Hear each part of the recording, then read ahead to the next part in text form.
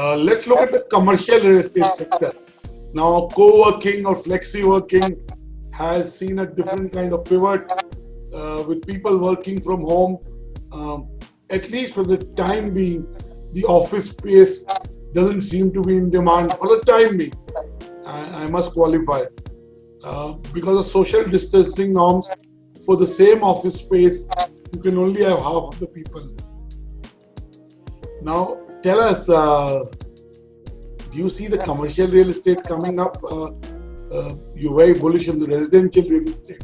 What is your outlook on the commercial real estate? Okay, my belief is commercial real estate is not dependent on the factors which affected residential real estate. It's very different. You have rightly flagged it off as a different question. My answer to that is very simple. If GDP is going to fall by 5%, commercial real estate demand will fall, irrespective of anything else. The day we bring back GDP growth to a positive number, which we can and we should and we shall, I promise you, commercial real estate demand will go back up again. The question is only the riders that you put across. Namely, will work from home also be a factor? The answer could be yes, it could be no, but my view is it will be somewhere in between. So some of the people will find it okay to work from home.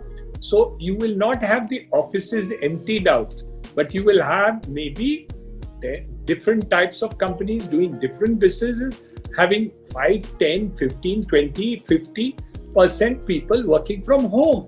But you're not going to be saying closure of these commercial spaces. So yes, this change is likely to happen and it will happen. However, if the GDP growth continues and it becomes positive, which I do believe in 2021 it shall become, then commercial real estate demand will come up again. So there will be a paucity at this point of time where people will start judging whether it's going to be possible to reduce people from working from office. Is it efficient? Is it controllable? Is it secure? A lot of people and institutions are very comfortable with their employees working from home, but they're very uncomfortable about the security. One of the IT companies heads talked to me and they said they've had a lot of trouble with insecurity of people giving out and leaking information while they were working from home. So they're actually very, very worried about that story. So my reading is you're not going to get everybody working from home at all. I don't think that's going to be a reality. But some people working from home and certain businesses working more from home certainly will happen. But let's hear the plus side on that. If that really happens in a big way, you'll need bigger homes. You'll need better homes. You'll need more facility in your homes. So those who have 2 bedroom will need 3 bedroom. You'll need an extra room or bedroom if people are going to work from home. If both the husband and wife are working, then you need two different rooms. And you need 2 different rooms. And now with the children also studying, if 2 children are there and studying from there to their schools and they continue to do it, they must realize the lack of space. And if their societies and buildings don't have the opportunities of nice spaces around them in their homes and neighborhoods. So I've got a huge demand in the last 2-3 weeks of larger apartments being bought by me, by people who want to shift very quickly from smaller apartments to bigger apartments. That's already happened without the work from home issue taking place. So I think that the demand for residential is definitely there. Work from home will come back when you see, the office commercial space, to answer your question, Dr. Batra, directly will come back as soon as the GDP numbers look positive. Thank you so much. Now retail, again, when you build the Hiranandani Gardens in Powai, retail supported the residential because you need everything you need in a neighborhood, whether it's F&B, whether it's support services.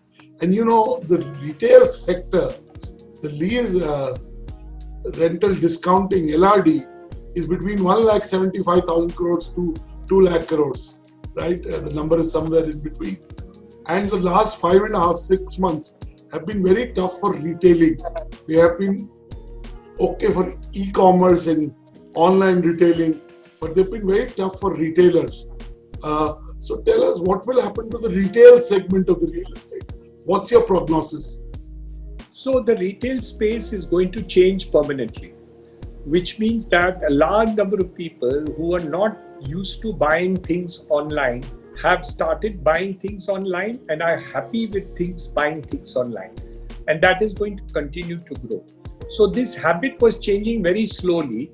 Now the habit is going to go back very, very, very fast. So I do see a very, very positive angle in terms of the online selling. That's definitely going to happen. So a lot of companies will require smaller spaces in the retail side of the element. There could be show pieces areas for people to go and touch and feel, those who are habituated to do that. And that retail will never go away completely, never. But you will have a higher proportion of sales taking place online as compared to on the sites. But people are so happy to go to malls. People are happy to go shopping. That is a part of the social endeavor of a human being. So it will not be eliminated. But yes, this year, 2020 is a shocko year. And of course, there's going to be a change in the pattern of retailing, which is going to take place in the future. And also the food and other businesses going to have another major problem of shake-up, because if this social distancing becomes a norm and needed for so many more months, that's another problem that is going to take place. But this is a change I think is going to hit the business permanently. But yes, some of it will come back. There is no doubt about it, but it will not be the same again anymore. Okay, let me take the sector which is the least talked about, the warehousing, sector, the commercial, industrial, if I may call it, industrial real estate, which is warehousing. With e-commerce picking up, you'd want to store goods in a place which is closer to where the delivery needs to happen. So do you see the warehousing space doing very well? And give us again your view on that. So the warehousing space is growing by leaps and bounds. Even in the year 2020, the growth has been stupendous. I don't have the numbers with me, but I'll try and find out and share that with you later. But the numbers have definitely grown.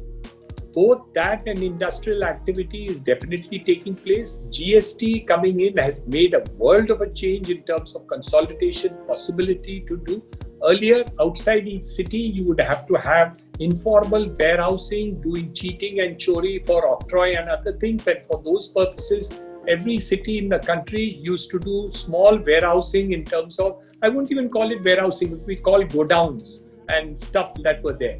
Today, that has completely changed. So now warehousing is in, logistics is in, and the entirety is going to see a change. It requires a lot of money. It will be a huge play, but there's going to be a huge consolidation in this space, because you're going to get large warehousing, automated warehousing, which is going to take place, cold chain, which will require specialized warehousing that will take place. And we will be benchmarking with the international best of best. But it will require a large amount of capital. It will be a huge play that is going to take place in the next 12-24 months. We at Hiranandani's have also set up a platform along with Blackstone for the purposes of setting up a 50-50 joint venture called Greenbase in the warehousing and logistics and industrial space that we are doing. And even in this COVID times, we have seen a good growth story. But it is going to be a consolidated position where not the entire industry is going to grow, because it requires huge capital inputs and specialized activity, which is not going to be the game child of every single person. So I agree with you, growth story is huge, but this is an area of consolidation and specialization. Thank you so much. You put your money where your mouth is by doing that joint venture.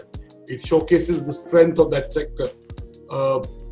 I want to ask you, this pandemic has led all of us to wear our thinking hats, be innovative, not say this is not possible, have an open brain, open mind.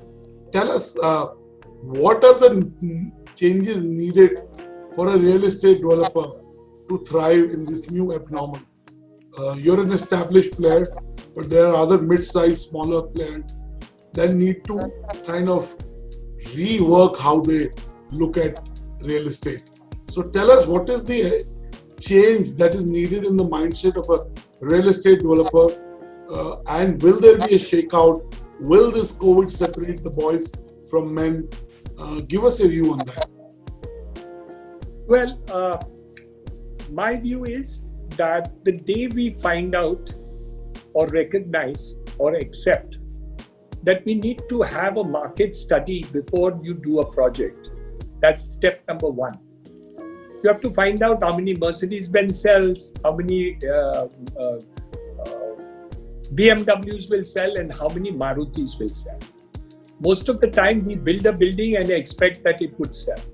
I think now we need to do a market study to find out what is the demand for a Maruti and how many demands for a BMW and a Mercedes-Benz. And whether you would be able to construct those type of Marutis with quality of the buildings of a Maruti and still be able to sell the price by reducing cost of construction, land cost and other things. That's the first part. The second part of it is the state governments and local authorities. I think the state governments will play a very big role in order to do this consolidation to take place in terms of price point that we need to think of. Now, if they don't do this consolidation in terms of price points, then there's going to be a major issue, because you can't have an outpriced land, outpriced cost of construction and create affordable housing. It's not going to happen. So it's not only the developers who have to make this study, but the state governments will also have to work out and say, what is it in the parameters that they will have to do, and accordingly make these things happen. And the third part of it is, we will as an industry be responsible to see that we really need to actually behave properly in order to actually service the customers. We just not been used to in the last 30, 40 years. We thought we had a monopoly and we really could misbehave with the customer, treat them shabbily and do that. I think the future is not going to be in that. So you will have to actually treat that the customer is king and be able to deliver quality products at reasonable levels in order to do so. And not everyone should sit in the marketplace and make Mercedes-Benzes and BMW houses to be done, because the demand is not in that segment. The demand is in the other segment. And that is a huge segment which today is unlimited number of sales that you can possibly do. But how do you do it when land is more expensive? How do you do it when other costs and charges and taxes are high?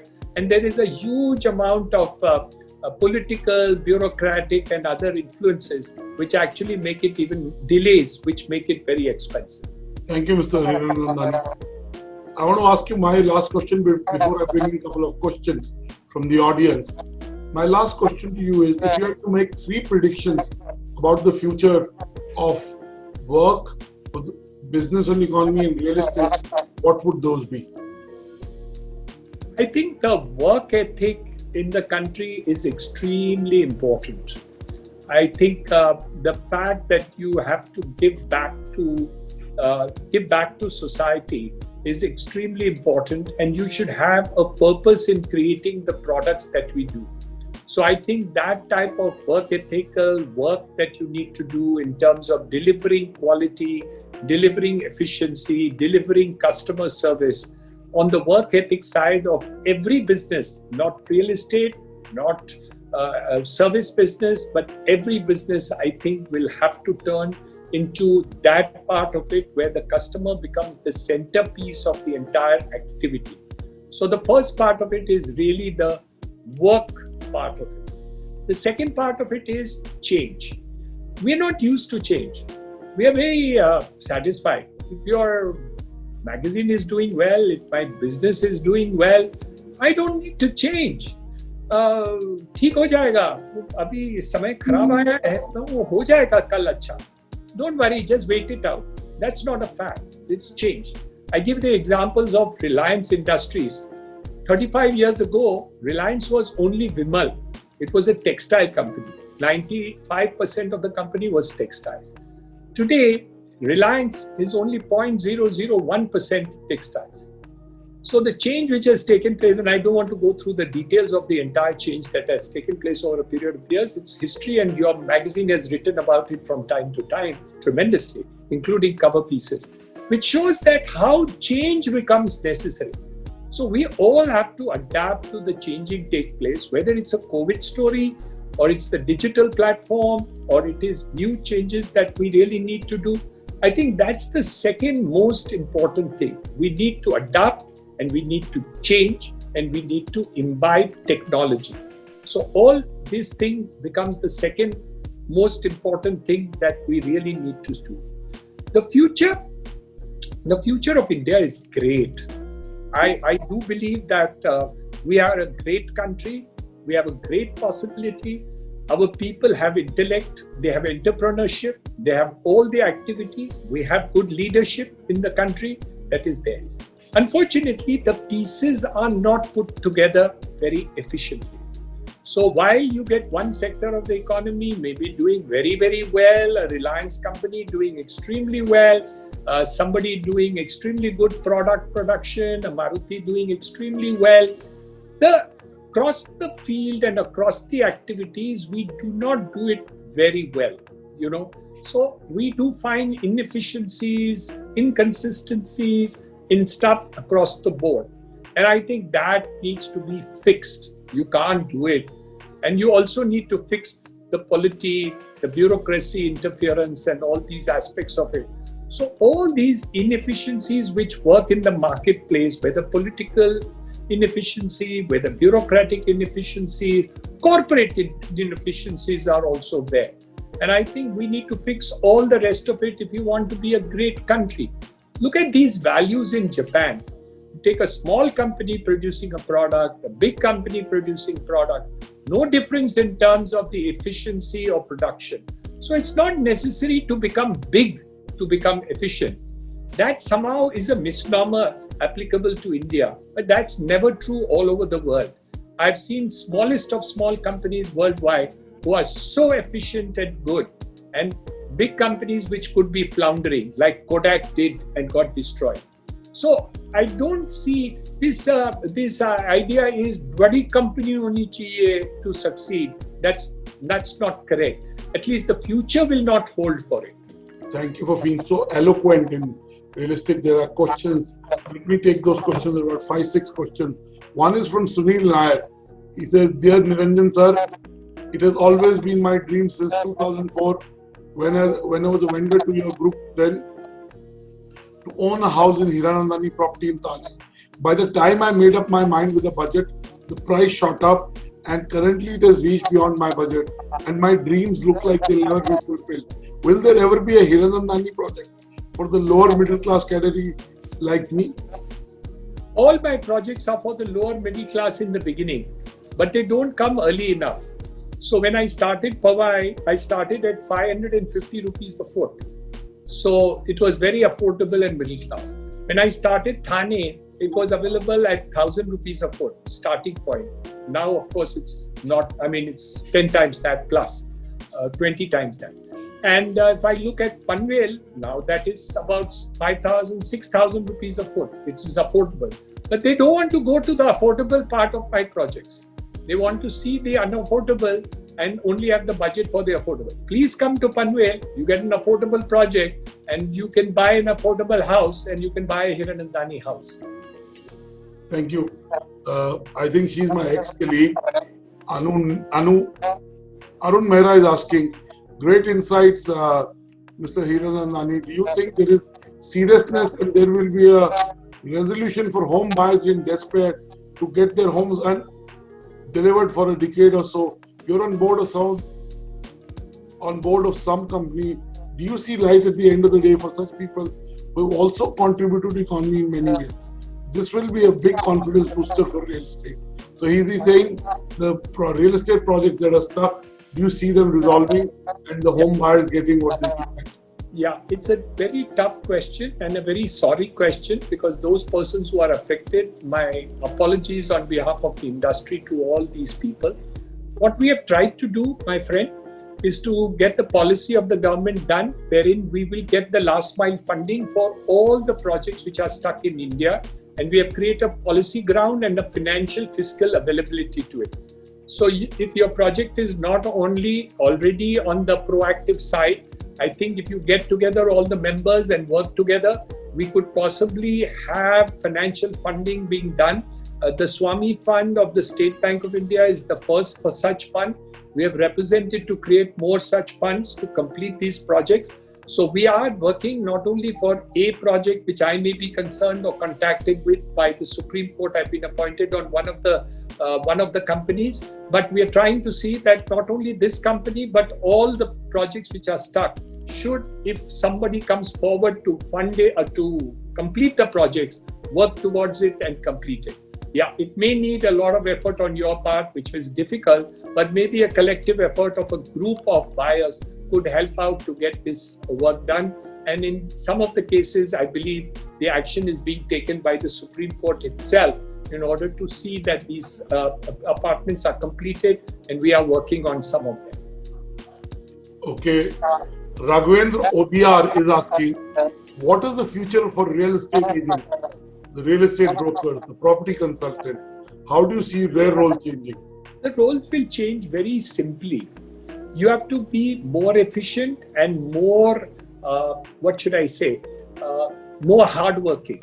I do find that there is a lot of superficial introduction by the real estate people without actually going ahead to service the customers. Those who service the customers will get repeat customers, not only from the customer, but his friends, his relatives, his references will give you this.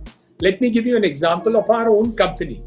30% of my present sales is through references of our past acquaintances and buyers.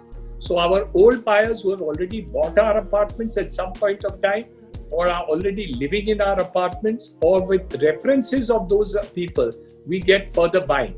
So by creating goodwill of your working, you can get repeat buyers. And our own personal experiences, even at the size and scale that we operate, is almost 30% of our business is through earlier sales references, people, connectivity, or their relatives, or their friends, or their references. Just keep working and giving sincere work and diligence to all your clients and keep them happy and connected. Thank you. There is a question from Biswajit Das. He says, in your view, what do you think, why has Hirandani a great reliable real estate company and brand? What makes you that? Biswajit Das is asking you. Difficult, long answer. But in short, let me put it, it's all consumer centric. For example, will I go and stay in the house that I built for you? The answer is yes. Will it be waterproof the way I would like it to have of my own house? The answer is yes. Would I see to it that my plumbing is as good as the house which I live to? Okay, the amenities may be different. I may have a marble flooring which is very, very expensive in A house as different from B house. We may have good quality tiles, but those are amenities. But as far as the quality or the base structure of the house, we will never compromise in order to make that house. That's the first element of it. And the second, you have to respect your customer. And I think that is important. And that makes the customer respect you too. So I think it's an interaction between the customer and ourselves in terms of our commitment to whatever we have done becomes the most important story of it all. That's the centerpiece of all customer relationships. And that is what Mahatma Gandhi also truly taught us. Thank you so much. And there is a sync between what he's saying and what he's doing. There are many questions. I'll take one or two. There are more questions coming. Kailash Jidwania is asking, in government has encouraged us to be Atmanirbhar, and it has encouraged us to discourage the imports from China. For example, in building, you use electricals. So what's your take on it? I think the entire world has done that. It's nothing to do with India. The entire world gave the manufacturing to China and expected that they would get good quality goods at cheaper price from China. We did it in pharmaceuticals, we did it in construction materials, we did it for furniture, we did it for telephones, we did it, and now we are doing it even for technology. We have done it for chemicals because we didn't want to produce chemicals and disturb our environment in our country. Now, the whole thing is, how much can you rely on somebody else for everything that you want to live with? And I think this is a realization not only for India, but the rest of the world. So we are all trying to correct this mistake. How can you correct the mistakes overnight? You have to build the infrastructure, you have to build the factories, you have to build the competencies, you have to see that the delivery schedule, you have to get the logistics in place, you have to create volumes in order to bring the price down. All these things need to be done. So our Prime Minister has said, Atmanirbhar Bharat, in all fields of activity, we must exert to get into that. Yes, we shall do it and we will, but that does not mean that you will disconnect with the world. Integration of the world must continue, but at the same time, self-sufficiency also means that you'll be. You take the example of food. In 71, we didn't have any food. India we didn't have money. Today we have a lot of foreign exchange in our RBI. Those days we didn't have any money. So we actually went with a begging bowl to America and Canada to beg for food because we couldn't even pay for it. And the PL 480 funds which was there and which had to be written off by Canada and the United States actually meant that we begged for food. Today, for instance, we have surpluses of food. So how did we do it? It was not by accident. Over a period of years, we created a policy, we created food corporation, we created agricultural inputs to be done, we created funding for the farmers, we created crop insurance, we did lots of other things, including Manrega. So we have to do the same in the case of other businesses and lines of businesses. But it can't happen in one night. So whatever is the rectification we need to do, we will take the leadership in these roles, and over a period of time, we will be Atmanirbhar, and we should. And why not? Defense equipment, other things. Why not? We be the sellers to the world instead of buyers from the world. All this becomes very important for us to do, and we shall become. How quickly? That depends on what incentives the government gives for various sectors where we need to bring this back. But it will happen. Thank you so much. I'll take my last question. There are questions coming by the second. I want to keep to my time and our time. Piyush Goyal asking a question about downsizing and can NAREDCO do something about ensuring it. Parag Kachi is asking, will the liquidity position improve? If yes, by when? Yeah, that's a very good question. The liquidity question has two aspects of it. One is the old debt which has to be repaid and which the Reserve Bank of India has announced a one-time rollover. Mr. K.V. Kamath has now been appointed to lay down the terms and conditions under which, recommend the terms and conditions under which the RBI will direct the banks and financial institutions to do so, which should be expected any day now. So once that happens, that will be the positive story about liquidity positions related to the matters already with the banking system.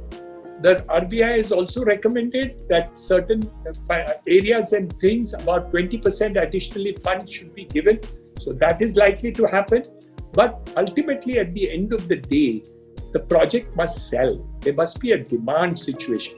That is why we have been asking the government to actually create not only a supply push, but a demand push. And that has not yet happened. So we are asking them to cut GST by 50%. I've written an article in Financial Express today on the same story, that we need to cut GST for a short period of time to increase demand of not real estate alone, but all businesses, including hotels, construction activities. Cement sales, for example, draws 28% GST. And I don't think that's correct, nor do other areas. So in order to increase demand, we need to do that and also increase liquidity, which RBI is doing, but probably more to be done. Thank you so much, Mr. Hiranandani, for taking us through a wide gamut on business and economy, on real estate, on the reset India is seeing, the future of Indian economy, the role the government needs to play, and how technology and customer centricity will really help you succeed in the future. So we wish you luck in your roles, both as an entrepreneur and as a social impact leader, because what you do does have a social impact. And you rightly said we have to build for the large base of India and not just the top of the pyramid. So I think that's a very valuable message that you've given. We wish you luck in your role as the chairman of industry bodies and the direction you give to fellow professionals. All the best. Thank you for talking to BW Business World. Thank you, Dr. Batra. It's always a pleasure to talk to you and Business World in particular. So it's really a pleasure to be with you. Thank you. Thank you so much. Thank you.